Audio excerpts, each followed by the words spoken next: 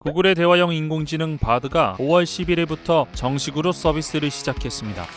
사실 구글은 이미 3개월 전 오픈 AI에 맞서 인공지능 대화형 챗봇을 출시했었다는 사실. 오픈 AI가 세계 시장을 선점하는 것을 우려한 구글은 지난해 코드 레드까지 발령하며 인공지능 기술 개발에 박차를 가했습니다. 하지만 구글이 직접 공개한 영상에서도 바드는 우주망원경 제임스 웹의 새로운 발견을 9살 아이한테 설명해줘 라는 질문에 대해 뜬금없는 엉뚱한 답변을 내놓아 망신을 받았습니다. 구글의 모회사 알파벳의 주식마저 7.68% 급락했죠. 그 후 3개월이 흐른 지난 5월 11일 구글은 컨퍼런스를 통해 다시 한번 인공지능 챗봇 바드를 전 세계에 공식적으로 출시했습니다. 아직은 베타 버전이지만 구글은 바드를 무려 180개국에서 사용할 수 있게끔 제공한다고 밝혔죠. 더 놀라운 사실은 일본어와 한국어 버전을 동시에 공개하며 한국 사용자들에게 깜짝 선물을 안겨주었습니다.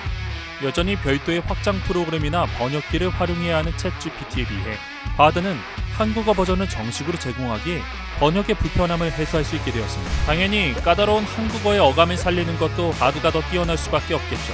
하지만 가장 궁금한 것은 챗GPT와의 차이점이겠죠. 한글 지원 여부도 큰 차이점이 되겠지만 그보다 훨씬 더 큰 차이가 있습니다.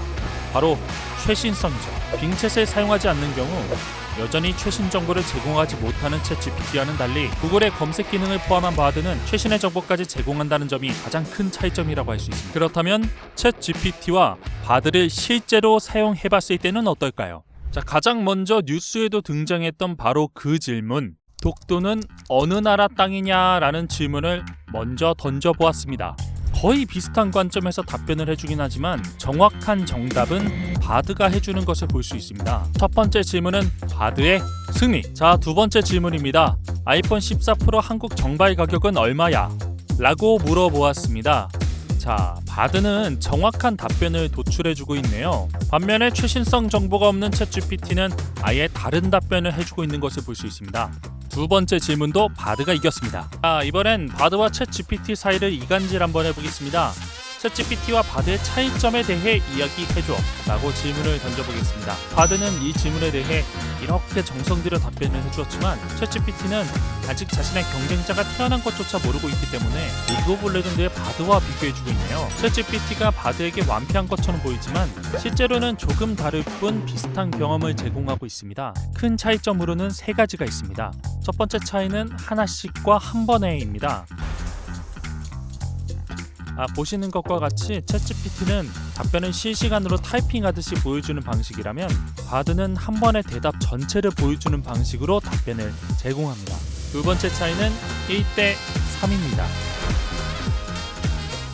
챗GPT는 한 번에 하나의 자세한 답변을 도출하는 방식이고 바드는 하나의 질문에 다른 답안 보기 기능을 통해 세 가지 버전의 답변을 제공하며 각 답변은 각각의 디테일과 양에서도 큰 차이를 보입니다. 세 번째 차이는 줄글과 정리입니다. 챗GPT는 대답의 형식을 지정해주지 않으면 답변을 줄글로 작성해주는 경우가 많습니다. 100억으로 할 수 있는 여름 휴가 방법을 제시해달라고 질문해보면 답변 내용 자체에는 문제가 없지만 한 번에 줄글로 주르륵 답변을 해주는 것을 볼 수 있습니다. 반면 바드에게 같은 질문을 던져봤을 때 답변의 내용에 따라 먼저 정리해서 전달해주는 것을 볼 수 있습니다.